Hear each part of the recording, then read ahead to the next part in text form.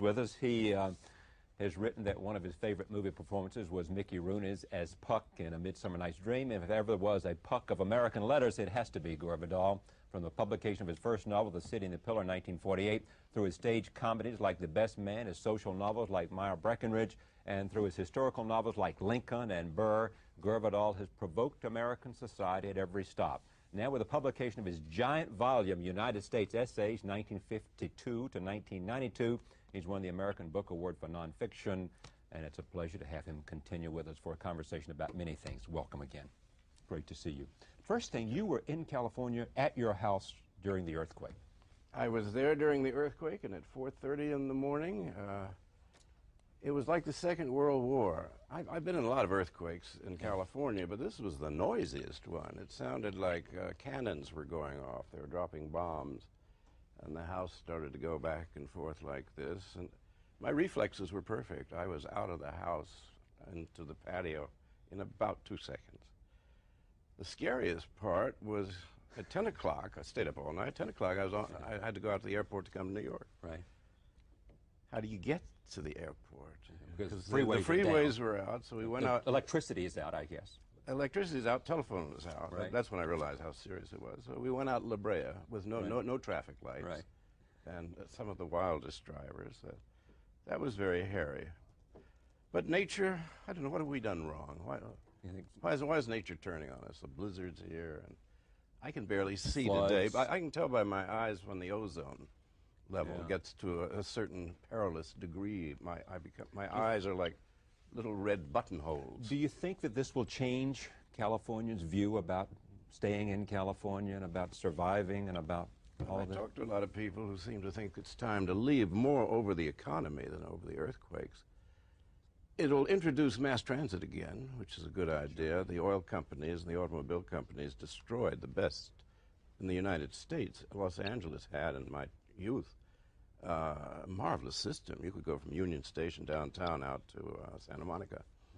Yeah. Crisscross, these little red birds, they call them. They're gone. They were ripped up so that everybody would have to have a car and gasoline. And now they're talking about putting them back in again. What would you think of Senator Dole? Well, he's certainly one of the brightest people in the Senate. And certainly one of the funniest. And one of the funniest. He's a very witty man. And I wonder if that stopped him from being president. That every now and then he would say something that was, you must be terribly dull if you want to get elected. That's right. Because anything you say also, and you mustn't sound too intelligent either. Because an intelligent person might think aloud, might ask a question.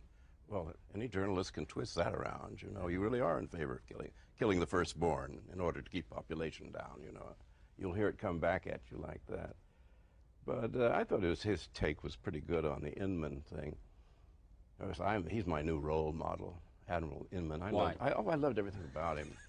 Just rambling on. It was mesmerizing, wasn't it? It was mesmerizing, and he had borrowed Cardinal Bernardine's smile. You remember when Cardinal Bernardine was been accused recently of sexual harassment of a young man many, many years ago? And nowadays, people remember what was done to them 20 years ago. They get a good lawyer, and suddenly their memory opens up. Right. And Cardinal Bernardine had this smile that never gave up. And he looked like, I am a saint. What else can I do? Well, he had sent the smile over to Inman. I know. They met somewhere at Nixon Library, probably. And the Cardinal said, here, take my smile. You'll need it on TV. Someone once said, I think this was a Cleveland Plain Dealer, you'll remember this, they once said, there's something wrong with America if there's not a place in the United States Senate for Gore Vidal. You remember that? I wrote it, didn't I? I don't know. But you ran for the Senate. Would you still, not that you will run again, but was that a burning ambition for you to serve in public office? You once ran for the Congress, was narrowly defeated in a Republican district.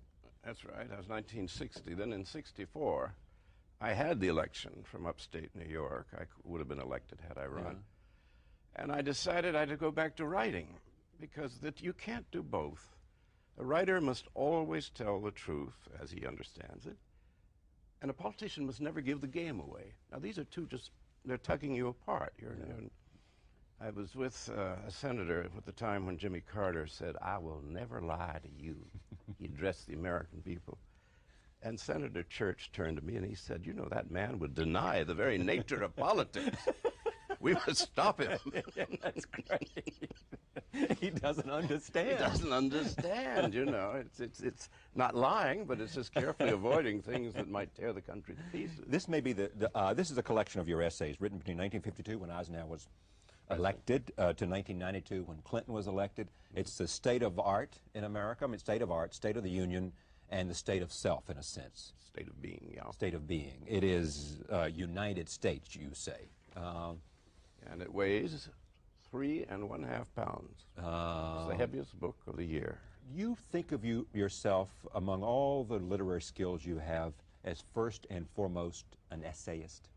No, I kind of like my funny books, like Myra Breckinridge and Duluth. I think those are, well, they make me laugh. And the ones on American history are a lot of work, but I really wrote books like Burr and Lincoln because the schools do such a lousy job of teaching history. You wanted to teach about who Burr really was, well, yes, and his time, and who Lincoln really was, and what kind of country it is, and what the real issues are. I mean, you know, there have been nothing but race wars from the very beginning.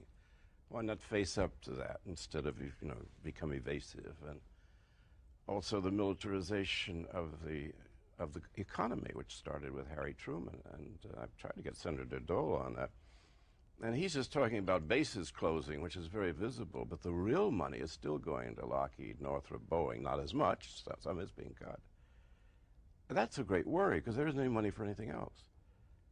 And one question, too late, he was off the air, but I suddenly thought, tell us, Senator, whatever happened to the money in Social Security? This is a separate trust fund. Right. And its disbursements are not part of the budget, and its income, it's all gone. Because what do you put the money in that we send in for our Social Security? They put it into Treasury bonds. Right. What is a Treasury bond? It's an IOU. Right, right. One day we may pay you, or one day maybe we'll just change the rules. But you, whether from Italy or from Los Angeles, you really do love the country. There is a sense, there's a passion about America. Well, it's my subject, yes. It is your subject. I mean, United States, 1952 to 92. And you think we're on the slippery slope to decline in... Oh, I think in every sense, and I think most people in the country are aware of it. Culturally as well? In every sense. I mean, per capita income, we're down to about number 7 in the world. Quality of life, we rank around 18 or 19. I quote these figures from The Economist, a well-known liberal rag. I say that ironically. In the context of, some of its sister publications. No, it's a very conservative. Very conservative, exactly. But, no, I see the decline all around, I mean, the public educational system, which bothers me since I write books, and I like the idea that people might read them one day, and you have now a generation which really doesn't read, can't read, many of them. Well, why? Because Harry Truman